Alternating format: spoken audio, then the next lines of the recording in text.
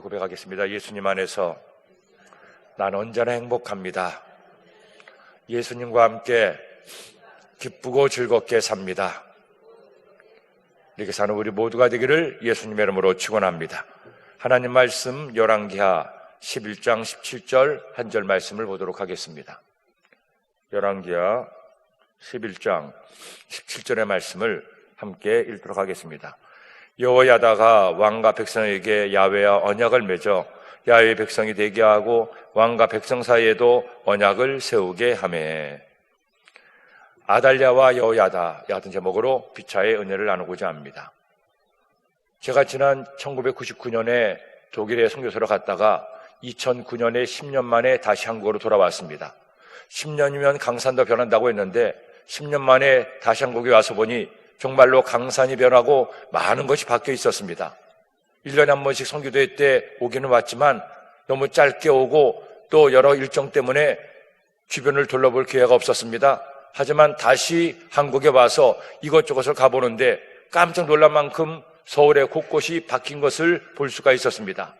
10년이면 강산도 변한다는 말이 그냥 있는 말이 아니라 정말 많은 것을 변화시키는 시간이 10년이구나 하는 생각을 하게 됐습니다. 그런데 그 10년간의 변화 가운데 안타까운 변화들도 있었습니다. 이런 것들은 안 변했으면 좋았는데 왜 이것까지 변했을까 하는 것들이 여러 가지가 있었는데 그중에 대표적인 것이 두 가지가 있었습니다. 10년 전에 비교해서 10년 후에 다시 한국에 와보니까 두 가지가 크게 늘었는데, 하나는 스스로 목숨을 끊는 자살이 늘었고 두 번째는 가정이 깨어지는 이혼율이 늘었습니다. 10년 전만 하더라도 그렇게 스스로 목숨을 끊는 사람이 많지가 않았습니다. 그리고 결혼을 했다가 가정이 깨어지고 이혼하는 경우도 그렇게 많지가 않았는데 어떻게 된 셈인지 10년 만에 자살률도 이혼율도 아주 엄청나게 치솟고 OECD 국가 가운데 1, 2를 다툴 만큼 이와 같이 가정이 깨어지고 스스로 목숨을 끊는 일들을 보게 됐습니다. 너무나 안타까웠습니다. 너무나 소중한 생명을 왜 이렇게 헛되이 버릴까? 심지어는 일반인만 그런 것이 아니라 노인만 그런 것이 아니라 젊은이도 또 많은 저명 인사들도 연예인들도 그렇게 목숨을 끊는 것이 마치 유행인 것처럼 아주 안 좋은 유행이 한국에 있었음을 보고 안타까움을 금할 수가 없었습니다. 또 하나의 안타까운 것이 말씀드린 것처럼 이혼이었습니다. 가정이 깨어지고 가족의 문제가 생기는 겁니다. 사실 여러분이 가정이야말로 하나님께서 이 세상에 만드신 두 가지 공동체 중에 하나가 아닙니까? 세상 모든 것들은 사람의 필요에 따라 각각의 공동체를 만들었지만 가정과 교회만큼은 하나님께서 직접 만드신 공동체입니다. 사도행전 2장 1절로 4절 말씀에 오순절 성령 강림 이후에 예루살렘 교회가 처음으로 탄생돼서 그리스도인들이 하나님께 모여 하나님을 예배하고 하나님이 기뻐하시는 선교의 열정으로 복음을 전하는 교회가 탄생됐습니다. 그리고 더 먼저 탄생된 공동체가 바로 가정이죠. 창세기 2장 말씀에 하나님께서 아담과 하와를 만드시고 사람이 부모를 떠나서 남자와 여자가 연합하여 가정을 이룰 것임을 말씀했습니다. 그렇기 때문에 이 가정의 소중함은 아무리 강조해도 지나치지 않습니다. 하나님은 남자와 여자가 만나서 가정을 이루고 그 사랑의 결실로 자녀를 이루어서 창세기 1장 28절의 말씀 같은 하나님께서 우리에게 명하신 생육하고 번성하는 축복을 받게 하시고 그리고 가족 간에 서로 사랑함으로 사랑을 나누고 사랑을 배우게 하신 겁니다. 그러니 가정은 아무리 강조해도 지나치지 않을 만큼 소중한데 그런 가정에 깨어지는 모습을 보면서 참으로 안타까웠습니다. 이전에는 가끔 한 가정씩 그렇게 이혼을 하고 갈라서는 경우를 봤는데 요즘은 주변에서 흔히 볼 수가 있고 더 이상 이혼이 남의 말이 아니고 강건의 말이 아니라 우리 주변에서 볼 수 있는 안타까운 실정에 이르고 말았습니다. 왜 이렇게 자살도 많아지고 이혼도 많아졌는지 여러 가지 이유가 있겠지만 무엇보다도 이처럼 가정의 소중함, 생명의 소중함을 경시하는 풍조가 점점 사람들의 마음 가운데 심어지고 있음을 느낄 수가 있었습니다. 그렇기 때문에 여러분, 내 가정을 잘 지키고 돌보는 것은 아무리 얘기를 해도 지나치지 않다는 것이죠.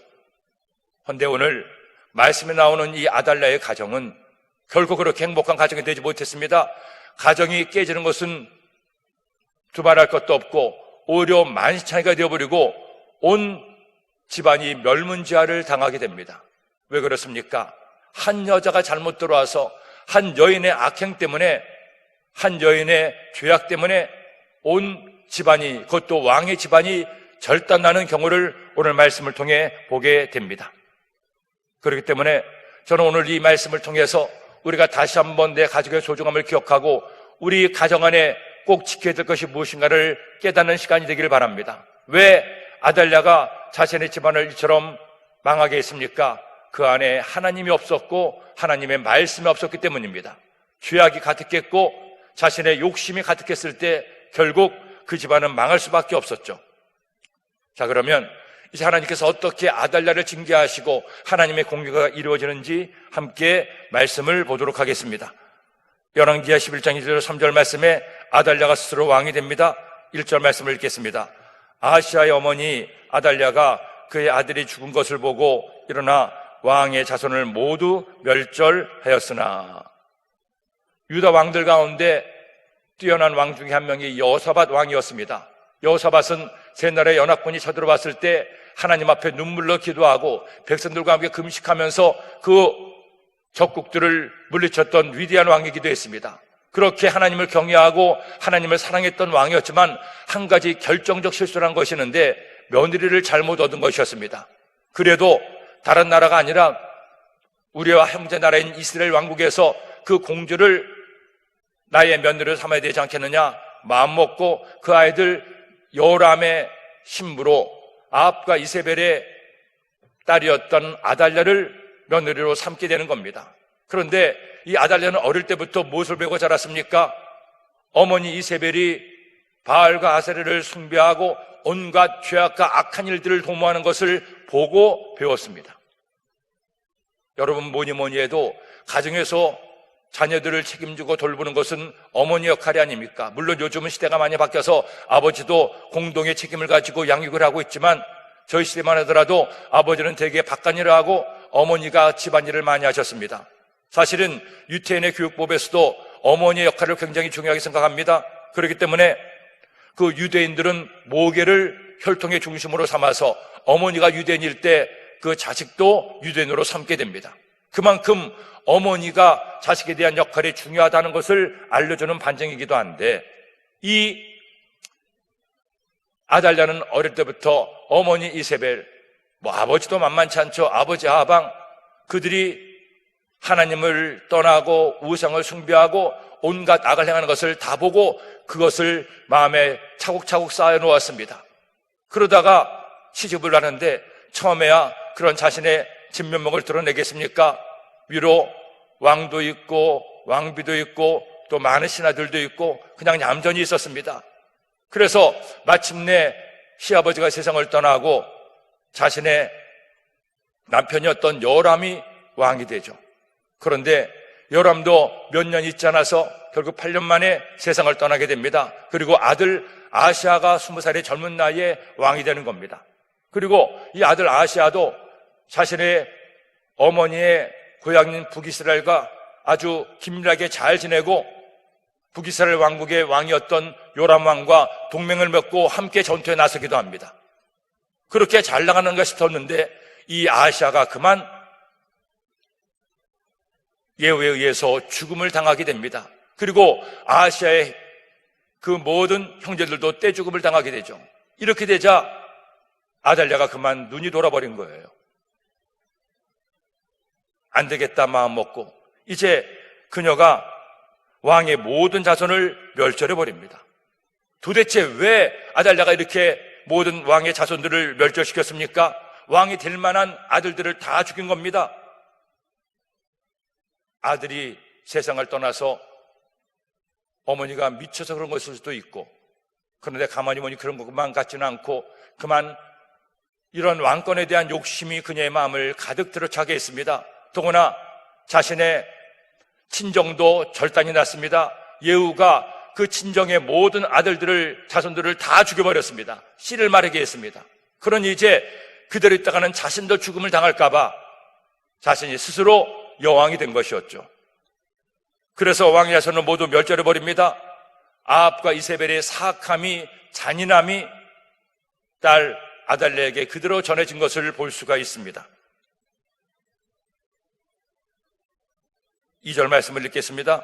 요람 왕의 딸 아하시아의 누이 여호세바가 아하시아의 아들 요아스를 왕자들이 죽음을 당하는 중에서 빼내어 그와 그의 유모를 침실에 숨겨 아달랴를 피하여 죽음을 당하지 아니하게 한지라. 이렇게 모든 아들들을 다 죽이는데 마침 여호세바라는 공주가 있었습니다. 그가 아하시아의 아들 중에 요아스를 몰래 숨겨서 살려놓은 거예요. 아직 한 살도 채 되지 않은 젖먹이 아기를 구사일생으로 살려내서 그녀를 보호하게 됩니다. 생각해보면 아달랴가 죽인 그 자녀들이 누굽니까? 자신의 손주들, 또 자신의 자녀들이 아니겠습니까? 그런데 그들을 다 죽여버린 겁니다. 얼마나 여인이 악했는가를 보여주는 예라고 할 수가 있죠. 이렇게 권력의 눈이 멀어서 자신의 자손들마저 죽이는 아달랴, 결국 그녀는 나중에 하나님께 큰 징계를 받고 죽음을 당하게 되죠. 3절 말씀을 읽겠습니다. 요아스가 그와 함께 야훼 성전에 6년을 숨어있는 동안에 아달랴가 나라를 다스렸더라. 요아스가 야훼 성전에 숨어서 6년을 피해 있습니다. 그 6년 동안 아달랴가 스스로 여왕이 돼서 나라를 다스렸습니다. 남북 유다와 이스라엘 왕국 사상 여왕은 이 아달랴가 유일합니다. 그러나 물론 여기서 아달랴를 성경은 왕으로 인정을 하지 않습니다. 반란을 일으켜서 왕자들을 죽이고 제혈육들을 죽이고 스스로 왕인 채 했던 아달랴를 인정하지를 않게 되죠. 중국에도 이런 여인이 한 명이 있었습니다. 측천무가 있었는데 그녀는 원래 당 태종의 후궁이었습니다. 그런데 당 태종의 후궁이었다가 태종이 죽는 바람에 잠시 여승이 돼서 절에 들어갔습니다. 그러다가 다시 나와서 아들이었던 고종의 후비로 첩으로 또 들어가게 됩니다. 그 당시에는 그와 같은 관례가 있었습니다. 그래서 스라의 자녀들을 낳고 살고 있었는데 그만 고종이 세상을 떠나고 어린 아들이 왕위를 이었을 때 섭종을 하게 됐습니다. 그리고 섭종을 하면서 다시 자신의 셋째 아들을 왕으로 삼았지만 하는 게 마음에 안 듭니다. 다시 그 왕을 내려놓고 자신의 넷째 아들을 또 왕으로 세웁니다. 근데 자신의 그 아들도 또 별로 정치하는 게 마음에 안 들고 자꾸만 어린 아들들을 신하들이 움직이러 가니까 아예 그 넷째 아들도 폐해시키고 자기가 스스로 왕이 됩니다. 그리고 이름을 당나라에서 대주라고 이름을 바꾸기도 하죠. 그리고 정치를 해나가는데 이 척천무는 대단했습니다. 이 아달랴처럼 잔인하게 자식들을 죽이거나 멸절시킨 것이 아니라 자신들의 자녀들을 왕으로 세웠다가 제목감이 안 되니까 또 정치가 제대로 돌아가지 않으니까 저녀가 스스로 여왕이 돼서 10년이 넘도록 나라를 다스렸는데 오히려 그녀가 그 어느 왕들보다도 잘 나라를 다스렸습니다. 다행히 그녀는 나중에 돌이켜서 자신의 아들을 다시 왕으로 앉히고 자신의 왕이었던 흔적을 다 지우고 왕으로서 세상을 떠나서 오늘날에도 중국인들의 존경을 받고 있지만 여하튼 측천무 같은 여인이 중국에서도 있었습니다. 하지만 이 아달랴는 그녀와는 비교도 할 수 없을 만큼 악한 여인이었고 그 배후에는 바알가세를 섬기는 우상 숭배가 있었기 때문이죠. 6년을 나라를 다스렸지만 측천무처럼 나라를 잘 다스린 것이 아니라 나라를 엉망으로 이끕니다. 결국 백성들의 민심이 이반되고 도저히 그녀를 버려둘 수 없는 지경에까지 이르게 되자 마침내 제사장 여호야다가 반정을 일으키게 됩니다. 그 내용이 4절로 16절 말씀이 나옵니다. 4절 말씀, 7째에 여호야다가 사람을 보내 가릿 사람의 백부장들과 호위병의 백부장들을 불러들이고 야훼 성전으로 들어가서 그들과 안역을 맺고 그들에게 야훼 성전에서 맹세하게 한 후 왕자를 그들에게 보이고 6년간 성전 안에 숨어있던 요아스 어린아이가 이제 어느덧 7살의 소년이 되었습니다. 이제 때가 되었음을 더 이상 아달랴의 전형을 보고 둘 수 없어서 이 여야다가 은밀하게 군사를 불러 모으고 백성들의 마음을 다 얻은 다음에 왕자를 기다리게 보입니다. 여기 아달랴가 다 죽였다고 했지만 죽이지 못한 왕자가 있다. 요아스를 반정의 정당성으로 내보이게 되는 거죠. 그리고 이어서 군사를 나누어서 왕과 왕궁을 지키고 요아스로 왕으로 세우게 됩니다. 5절로 8절 말씀, 명령하여 이르되 너희가 행할 것이 이러하니 안식일에 들어온 너희 중 3분의 1은 왕궁을 주의하여 지키고 3분의 1은 수르문에 있고 3분의 1은 호위대 뒤에 있는 문에 있어서 이와 같이 왕궁을 주의하여 지키고 안식일에 나가는 너희 중 2대는 야훼의 성전을 주의하여 지켜 왕을 호위하되 너희는 각각 손에 무기를 잡고 왕을 호위하며 너희 대열을 침범하는 모든 자는 죽이고 왕이 출입할 때에 시위할지니라 하니. 절묘하게 군사를 조직하고 그리고 모든 반정에 대한 준비를 하게 됩니다. 그래서 왕궁에서 군사가 나오거나 아달랴가 나올까 왕궁을 지키게 하고 또 왕을 지키게 하고 성전에서 왕이 즉위식을 갖도록 준비를 다 갖추게 됩니다. 그리고 드디어 성전에서 여야다가 요아스에게 기름 부어 왕으로 즉위를 시킵니다. 9절로 12절 말씀, 백부장들이 이에 제사장 여야다의 모든 명령대로 행하여 각기 관할하는 바 안식일에 들어오는 자와 안식일에 나가는 자를 건드리고 제사장 여야다에게 나오매 제사장이 야훼 성전에 있는 다윗 왕의 창과 방패를 백부장들에게 주니 호위병이 각각 손에 무기를 잡고 왕을 호위하되 성전 오른쪽에서부터 왼쪽까지 제단과 성전 곁에 서고 여야다가 왕자를 인도해 내어 왕관을 씌우며 율법책을 주고 기름을 부어 왕으로 삼음에 무리가 박수하며 왕의 만세를 부르니라. 여야다가 안식일을 거사일로 정합니다. 안식일에는 많은 사람들이 하나님을 예배하고 제사하기 위해서 성전에 오기 때문이죠. 그렇게 많은 사람들이 있을 때 왕이 즉위식을 갖게 하는 것입니다. 그리고 마침내 여야다가 그 요아스에게 기름을 붓고 왕관을 씌워주고 율법책을 주어서 왕으로 삼게 합니다. 그리고 성전에 모였던 무리들이 박수를 치며 왕의 만세를 부르게 되죠. 이미 모든 준비를 다 갖추었습니다. 여호야다는 군사도 다 준비를 시켰고 또한 백성들도 준비를 시켜서 요아스가 왕이 되게 하는데 만발의 준비를 다 갖추고 반정을 성공으로 이끌게 하는 겁니다.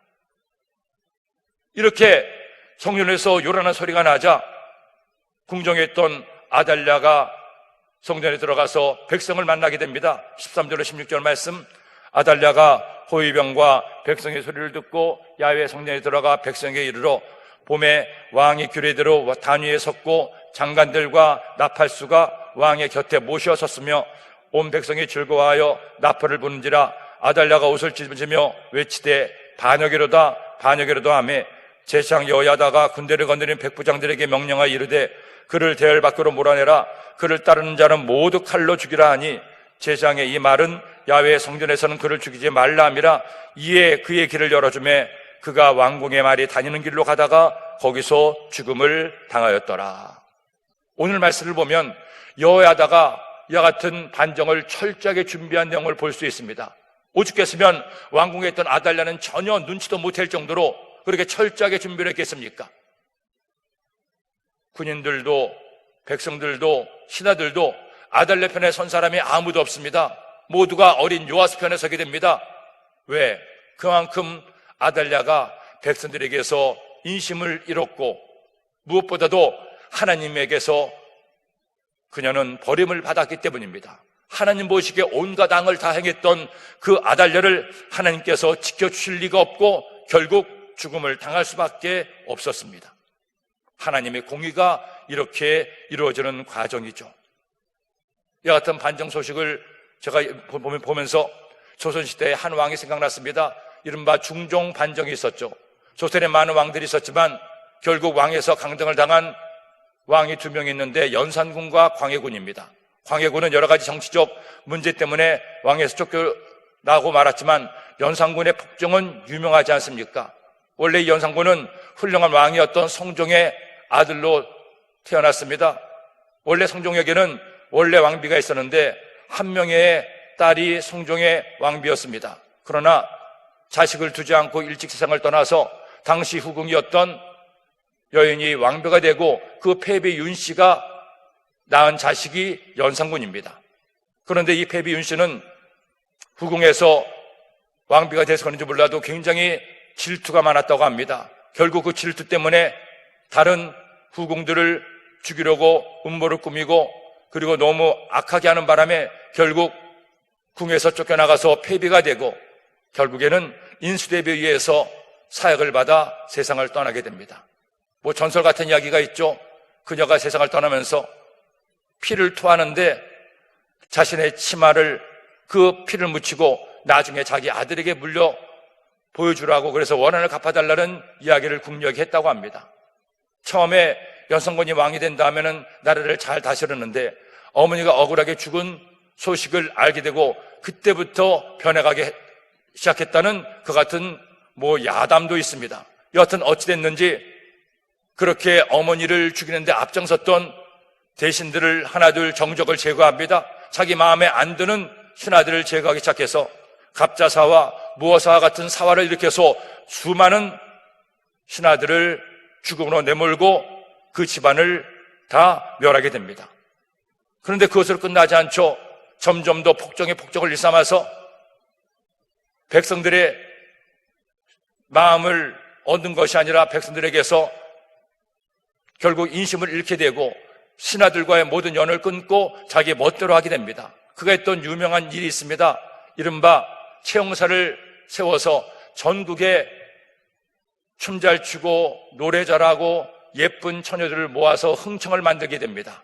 약 10,000여 명의 시녀들로 흥청을 만들어서 그 시녀들과 날마다 연애를 베풀고 온갖 음란하고 방탕한 짓을 하게 됩니다. 그래서 백성들 사이에 저렇게 흥청들과 놀아나다가 망하겠다 해서 흥청망청이라는 말이 그 당시에 나오기도 했다는 것이죠. 그렇게 하다가 결국 성희안이나 박원정 같은 신하들이 반정을 일으켜서 연산군을 폐위하고 또 연산군에 붙어서 온갖 악을 행하던 장록수도 죽이고 그리고 중종을 왕으로 세우게 됩니다. 그런데 이 중종 반정에서도 아달랴가 죽음을 당하는 과정과 거의 비슷해요. 아무도 연산군의 편에 서지 않습니다. 백성들도 돌아서고 신하들도 돌아서고 다 연산군을 떠나죠. 왜? 그만큼 인심을 잃고 온갖 악을 행했기 때문에. 아무리 권력이 좋아도 민심이 떠난 권력은 결코 영원할 수가 없음을 알려주는 예라고 할 수가 있을 겁니다. 결국 아달랴는 거기에다 하나님 앞에 죄를 범하고 악을 행했기 때문에 도저히 그 자리에 있을 수가 없습니다. 처참하게 죽음을 당하죠. 성전에 수족견한 그녀가 말들이 다니는 길에서 죽음을 당하고 하나님의 공의가 이렇게 이루어지게 됩니다.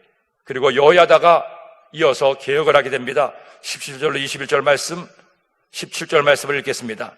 여호야다가 왕과 백성에게 야훼와 언약을 맺어 야훼의 백성이 되게 하고 왕과 백성 사이에도 언약을 세우게 하매. 여기 중요한 말씀이 있습니다. 여호야다가 제일 먼저 한 일은 요아스를 왕으로 세운 다음에 야훼와 백성이 언약을 맺게 합니다. 즉 왕과 백성에게 하나님과 언약을 맺어서 하나님의 언약을 지키는 백성이 되겠다는 겁니다. 우리가 하나님의 백성이 된다 함은 하나님께서 우리에게 명하신 하나님의 말씀을 지켜 행하는 것이 하나님의 백성이 되는 증거라는 것입니다. 그저 우리가 교회 나와서 앉아만 있어서 하나님의 백성이 되는 것이 아니라 하나님의 말씀, 하나님께서 우리에게 하신 약속의 말씀을 항상 묵상하고 그 말씀대로 살아갈 때 우리는 진정한 하나님의 백성이 될 수가 있습니다. 물론 우리는 구원받아 하나님의 자녀가 되었습니다. 어떤 행함으로 구원받는 것이 아니라 믿음으로 구원받아 하나님의 자녀가 되었는데 하나님의 자녀다운 삶을 살아갈 때 진정한 하나님의 백성이라고 할 수가 있지 않겠습니까? 오늘도 이처럼 우리가 하나님 말씀을 나누고 있습니다. 이 하나님 말씀을 읽고 묵상할 때마다 말씀을 아는 것으로 끝나서는 안 됩니다. 그냥 말씀을 듣고 끝내버려서는 안 되죠. 항상 드리는 말씀처럼 말씀이 말씀되기 위해서는 말씀대로 살아가야 됩니다. 하나님의 말씀대로 살아갈 때 그 말씀을 통해 나의 삶이 변화되고 그 말씀의 약속이 우리에게 응답과 축복으로 지켜지게 되는 것이죠. 여호야다는 이렇게 왕과 백성에게 하나님과 언약을 맺게 합니다. 이제 그 언약을 지키게 합니다. 그 언약의 지킴의 첫 번째 내용으로 바알 신당을 제거하죠. 18절 말씀 읽겠습니다. 온 백성이 바알의 신당으로 가서 그 신당을 허물고 그 제단들과 우상들을 철저히 깨뜨리고 그 제단 앞에서 바알의 제사장 맏단을 죽이니라. 제사장이 관리들을 세워 야훼의 성전을 수직하게 하고, 하나님의 성전이 있는 예루살렘 성전에 바알의 신당이 있었던 거예요. 아달랴가 가서 시아버지가 있을 때는 상상도 하지 못한 바알의 신당을 세우고 거기에 제사장을 세워서 공공연하게 하나님의 거룩한 성 예루살렘 성에서 바알을 섬기고 온갖 죄를 다 저지른 겁니다. 여러분, 이 바알 신앙은 굉장히 무서운 신앙이었습니다. 그 당시 가나안에 만연해 있던 그와 같은 신앙이 바알의 신앙이었는데, 이 바알 신은 비와 풍요의 신입니다.